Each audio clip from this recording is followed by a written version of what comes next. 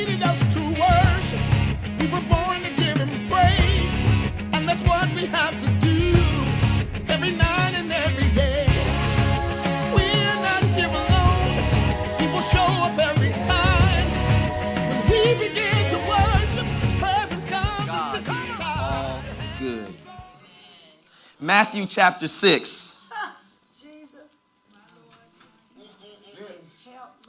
Matthew chapter 6, verses 25 and 26 will be our sermonic focus this morning.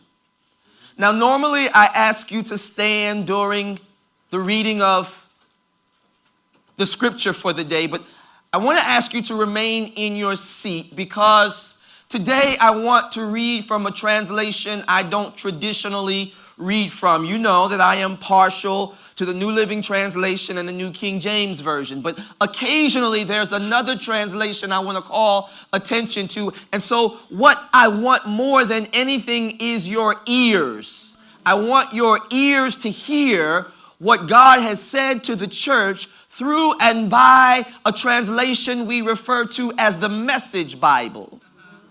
Matthew chapter 6, verses 25 and 26 read in this way according to the Message.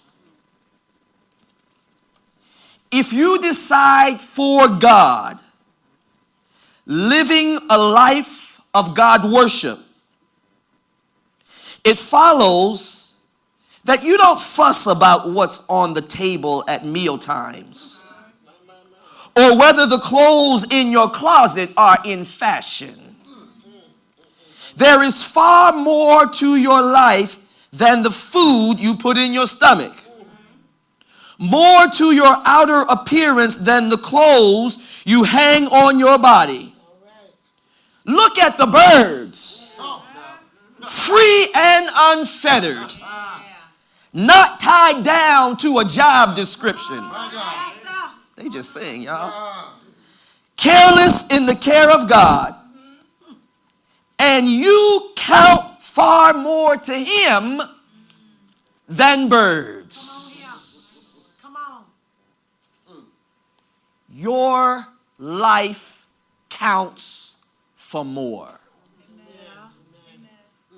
Your life counts for more.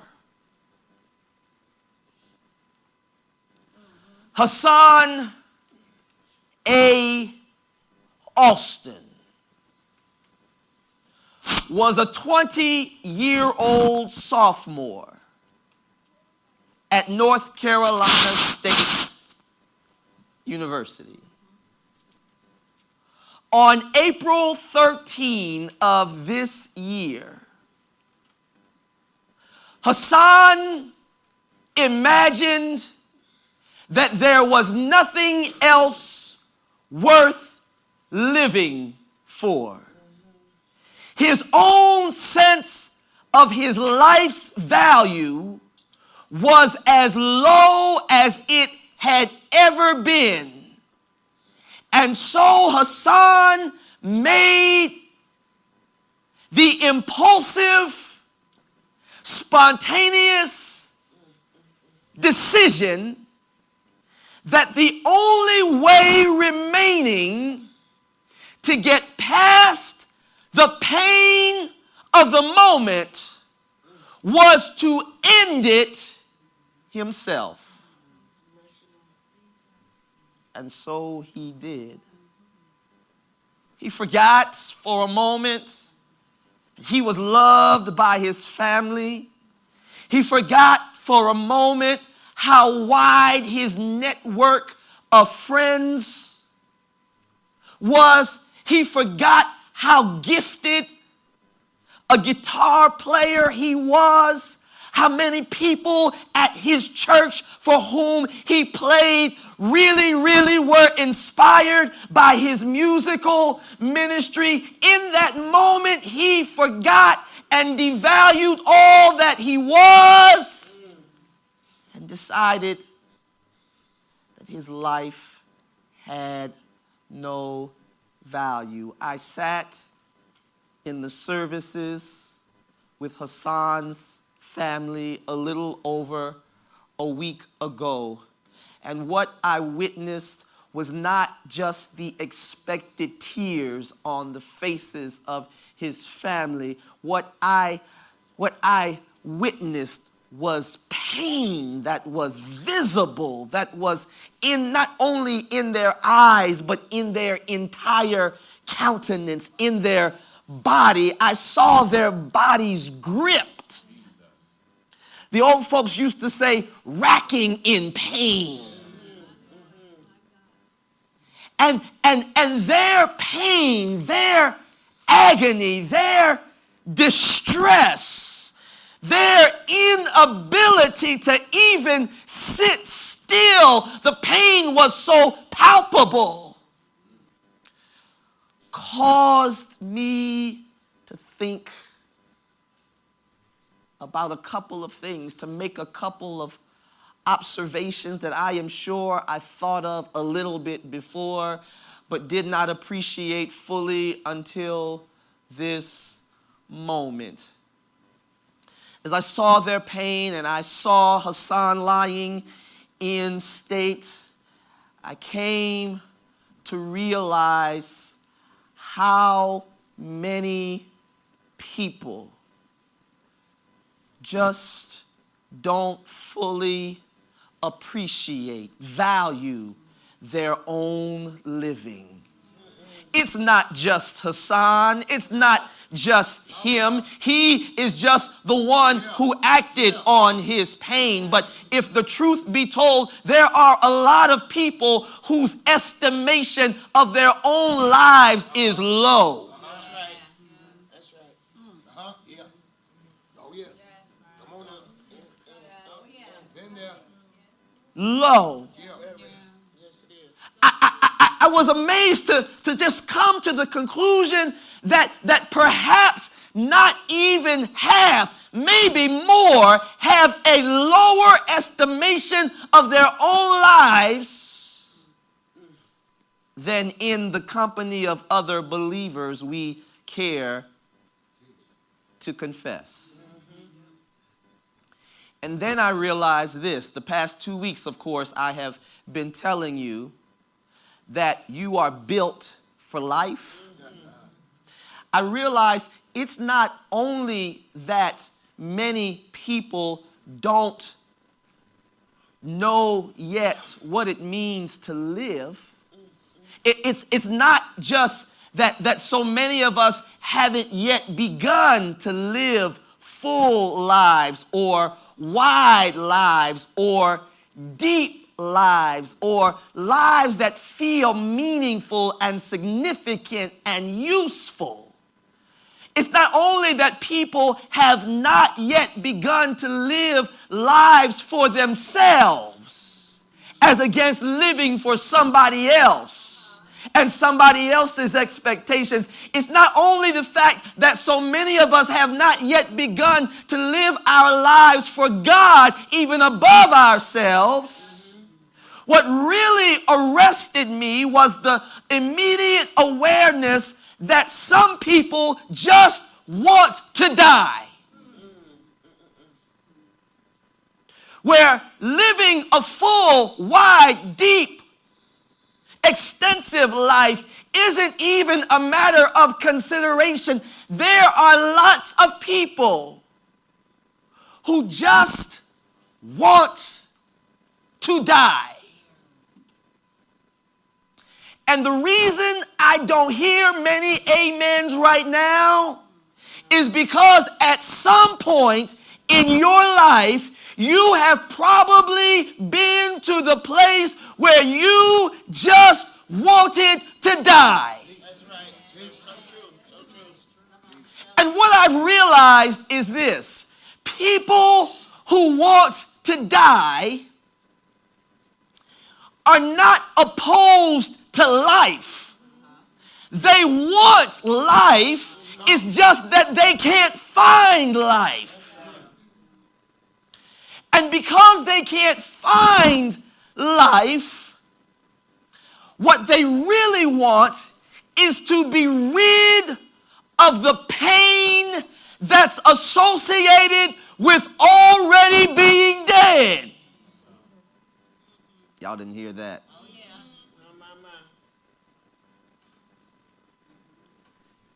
You don't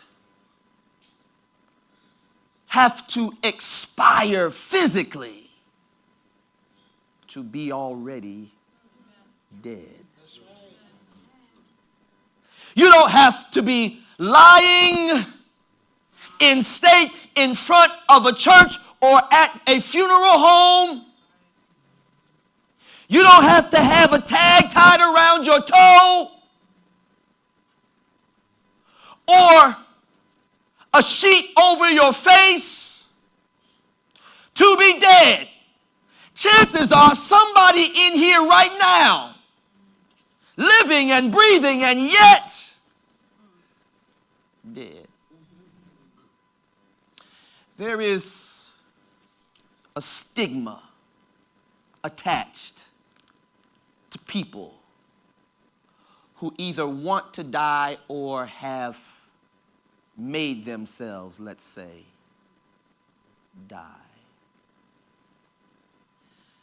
But let me caution you against putting anybody in heaven or hell. Amen. Because he or she has made him or herself die. You don't have that authority. It's not in your power to make that decision. Not only that, there are people in here who have tried to make themselves die. So how could we judge another man, another woman? Leave that to God. There have been some people in here who have tried to make yourself die. The pit you were in was so dark, you thought maybe I could drink myself to death. Maybe I can drug myself to death.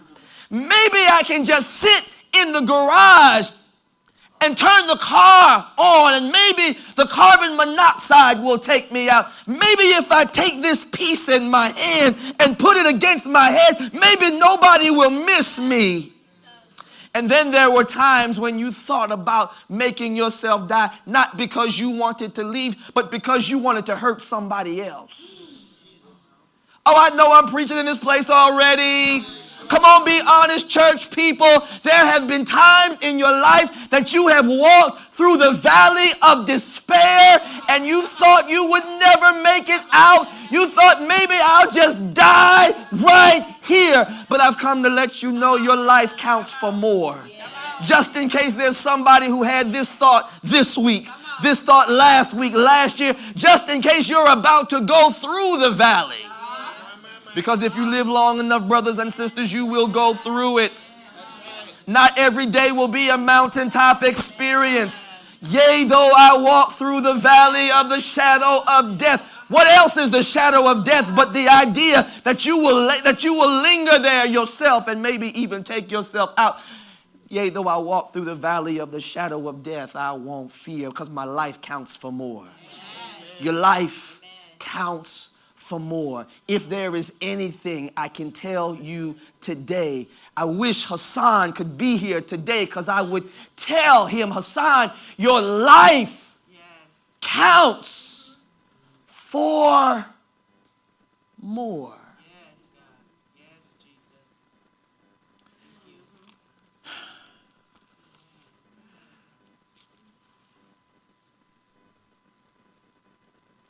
Consider the birds. You count far more than the birds. Even in your most desperate, dire, perilous dark moments, you matter more. How do I know? Well, the scriptures bear me out. In fact, if you were to consider Paul's correspondence to the Christians in Rome, chapter 5, verse 8,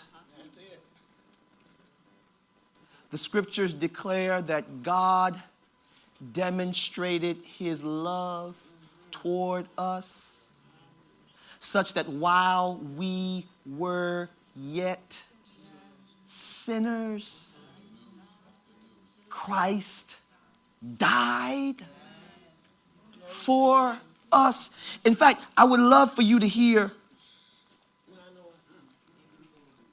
Romans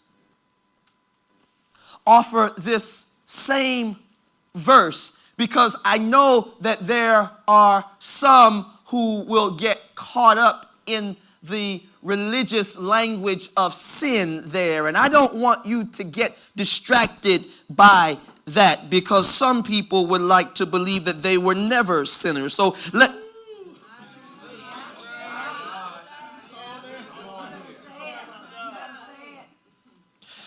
me put it in language that makes it absolutely clear. But God put his love on the line for us by offering his son in sacrificial death while we were of no use whatever to him.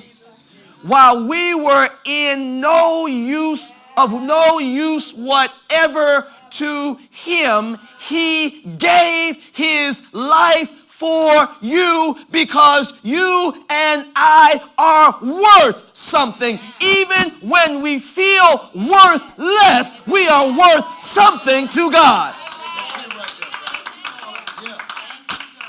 And that worth is so significant, he gave his life for us. That's Paul's truth. That when we were worthless or felt worthless, we were still worth something. Paul gave us that truth. Now, can I call on Peter for a moment to offer his perspective on Paul's truth? First Peter chapter 1 is where I want to call your attention briefly.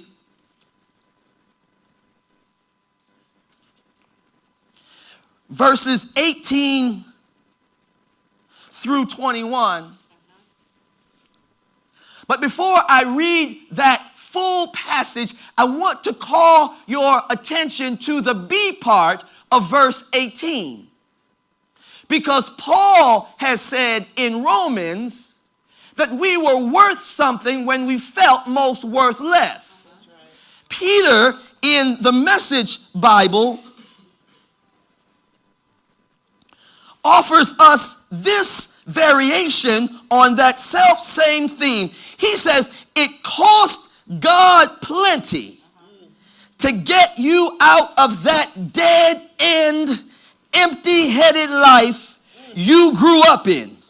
He paid with Christ's blood, you know. He died like an unblemished sacrificial lamb. If Paul has written that your life was worth something, Peter suggests that your life was worth so much that it cost God plenty. Cost him a lot. Now, here's what is beautiful about that line. It certainly says something about what God means to us. That he would pay so dearly for us means he's a gracious God. It means he's a generous God. It means he's full of forgiveness. It means he is not a score-keeping God. You know, the kind of God who sits on a throne on high with his arms folded, just waiting for you to mess up. And every time you mess up, he puts a mark in the book. No, that's not the kind of God we serve. This God we serve is the God who has an eraser on the end of his pencil, and every time he wants to make a mark, he turns around and erases it because he remembers Calvary. Oh, I wish I had some.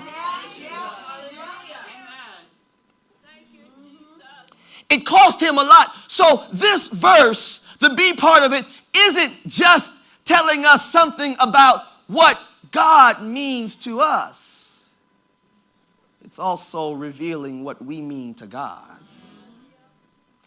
That he would pay a price for you,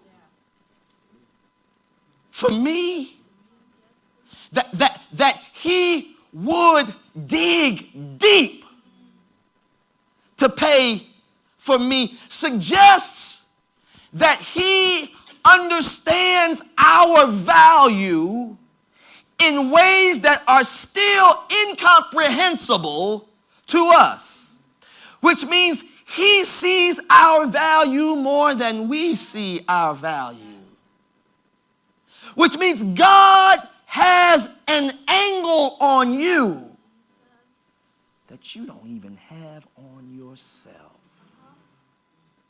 Wow. That's the Peter perspective. And I want to suggest, in fact, let me read more from 1 Peter.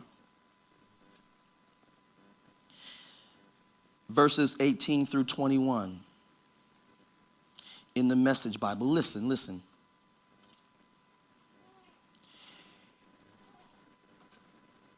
Let's put this thing in perspective. Your life is a journey. You must travel with deep consciousness of God. It cost God plenty to get you out of that dead-end, empty-headed life you grew up in. He paid with Christ's blood, you know. He died like an unblemished sacrificial lamb, and this was no afterthought, even though it has only lately, at the end of the ages, become public knowledge. God always knew he was going to do this for you. It's because of this sacrificed Messiah, whom God then raised from the dead and glorified, that you trust God, that you know you have a future in God. I wish Hassan was here. I'd tell him, Brother Hassan, you have a future in God. Don't give up now. Don't quit now. Hold on, hang on. And if you can't hang on, you can lean on me or lean on us. Sometimes what people really need is somebody else to lean on. We have some audacity to attach a stigma to somebody who takes themselves out of this life when we were not available as a shoulder. We didn't offer any love. We didn't offer any consolation. We didn't do anything to give anybody any hope. And now we're surprised when the blood might be well on the hands of the church.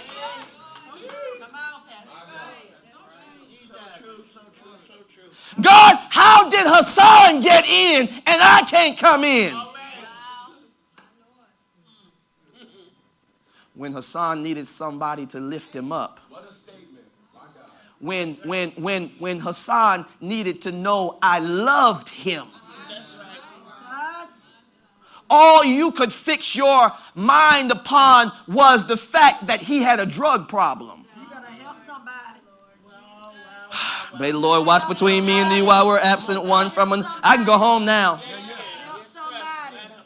Listen. Addict or alcoholic, pimp or prostitute. I I don't care where you were last night. God still loves you. You mean something. Your life is valuable. He died for you and me.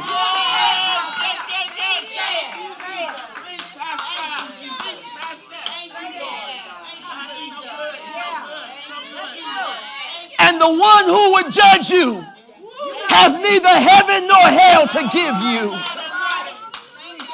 Your life is worth more. Your life is worth more. Your life is worth more.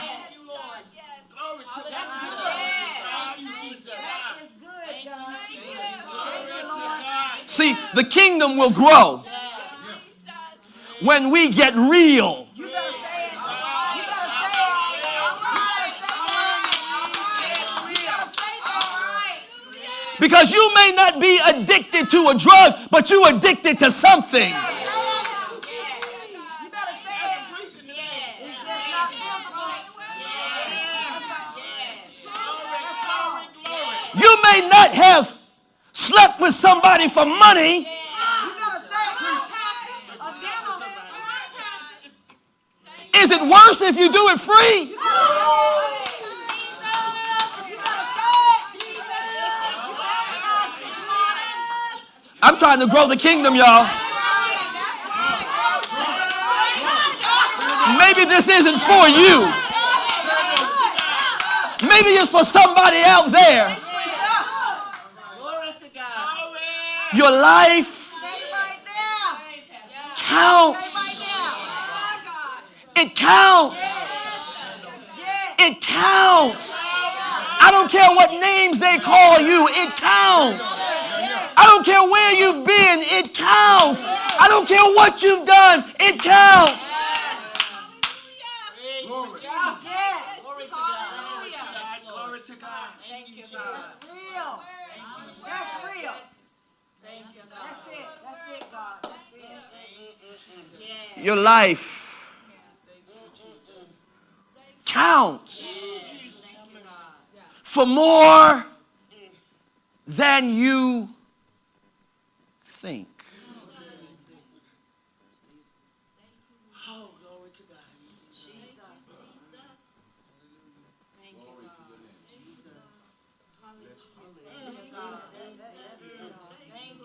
Thank you, Father, for this word. Thank you, God. Thank you, God. Hallelujah. Thank you, God. Thank you, Jesus. Thank you, hallelujah. Thank you, God. Thank you, Jesus. Thank you. Hallelujah. Thank you, God. Thank you, Jesus. Thank you, hallelujah. Thank you, God. Yes. Thank you, God. Thank you. Hallelujah. Thank you, God. Thank you, Jesus. Yes. Thank you, God. Hallelujah. Thank you, Jesus. Hallelujah. Thank you, God. Thank you, thank you, thank you, thank you, thank you, thank you, thank you, God. Thank you, thank you, God. Hallelujah. Thank you, thank you, God. About Thank you, God. I thank you, Jesus. Lord, have mercy. Thank you, God.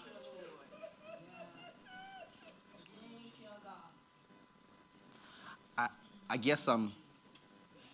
guess I'm a little tired That's all right, man. That's all right. Thank you, God. of the church being gatekeepers. Hallelujah. Ooh, my Lord and my God. Hallelujah. Thank you, God. Anyway, about 10 years ago, an English priest walked into an antique shop. And there were two items in the antique shop that captured his attention. One was a bookcase, and the other was a painting. And the truth is, he wanted both of them, but he thought it would be better and more prudent if he just decided to take home one of them. And so he deliberated for a moment, and ultimately he decided on the picture. There was something about the painting that simply called his attention. It was the portrait of some random fellow from Europe sitting before a painter. And so he paid about $660 for this painting from an antique shop, and he brought it back to his residence, and it hung on the wall for a few years. And every time he passed by that painting, it was as if that painting were trying to communicate with him. And so one day he decided that because Antique Roadshow was coming to town, he would take his $660 painting off the wall and carry it to an appraiser to see what kind of value or what kind of history was associated with that painting. And he took it to the appraiser, and the appraiser studied it and looked at it closely and said, "Sir, I'm not altogether sure what this painting is worth or what its history is. I have some ideas. I see the painter's name inscribed on the left-hand side of the portrait, but in order for me to know more fully, I'm going to have to ask you if you will leave this painting with me so we can take it through a kind of restoration process. Because if we can take it through a restoration process, it will be clearer to us what the worth and the history of this painting was." The priest agreed to allow this appraiser to hold on to the painting for about a month. When he came back, he was surprised to learn that the painting for which he paid $606 was actually worth $660,000. Now, what is interesting about that story is that nothing about the painting changed. Nothing about the paint. It was the same painting when it was hung on the wall of the antique store at $660. This is a true story, y'all. And no different than it is after the appraiser has done a little work to remove the grime and the dirt and the stains. See, there's no difference between the painting as it was and the painting that is now cleaned up a little bit. The only difference is that now the painting is truer to its original condition. It's now what it was when it was created. It's now what it was as it was designed to be. I'm looking at 25, 30 paintings in the room right now. And I see some stains and some blemishes and some marks and some cuts. But baby, you count for more. All you got to do is lend yourself to a restoration process.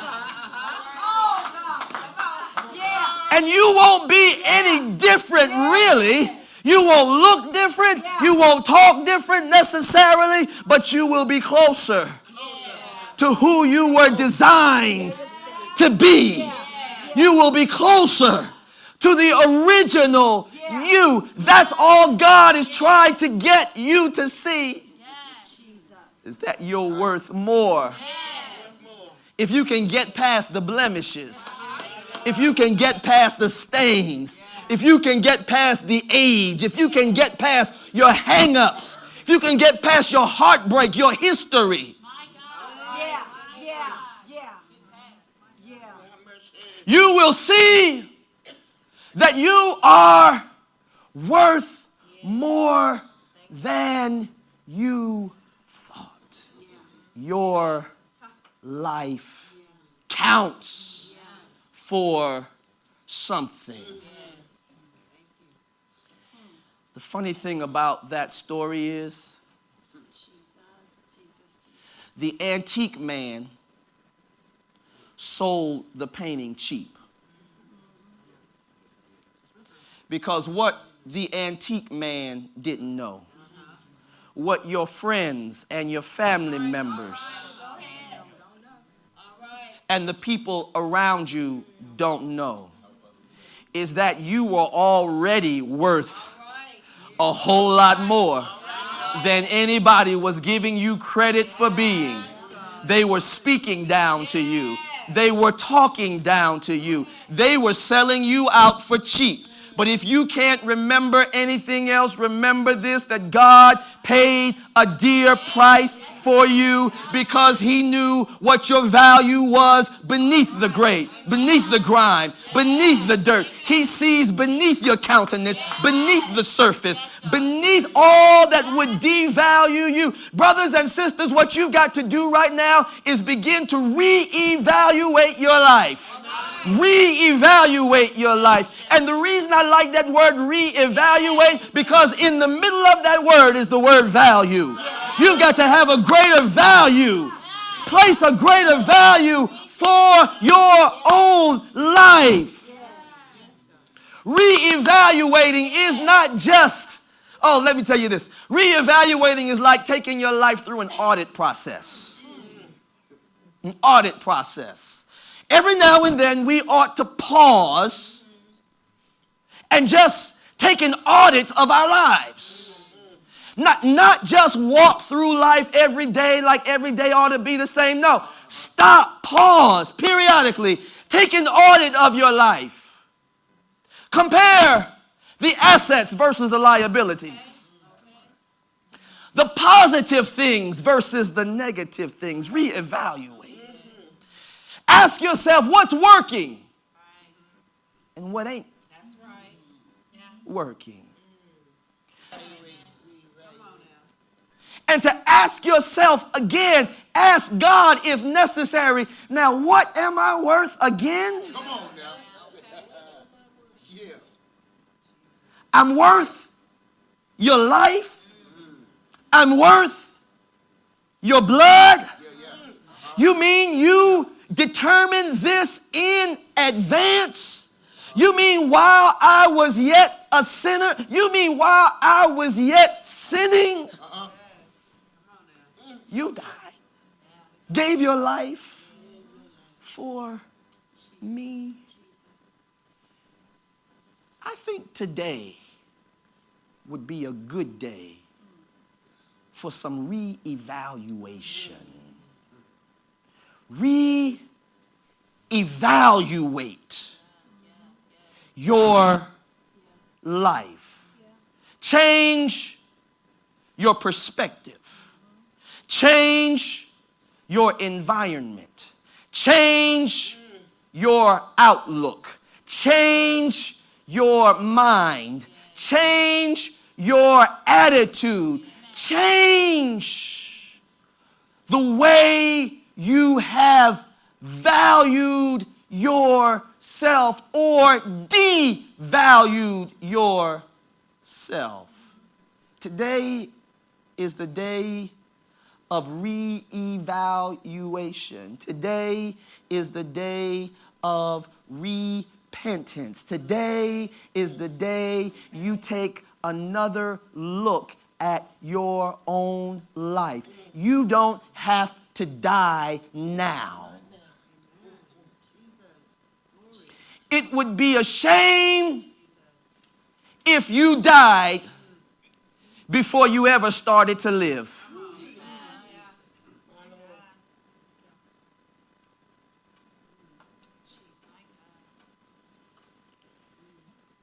Your life counts for more. So stop listening to what everybody else has to say.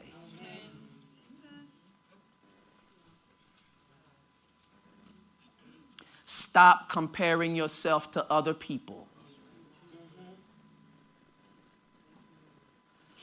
Stop crying about everything you don't have.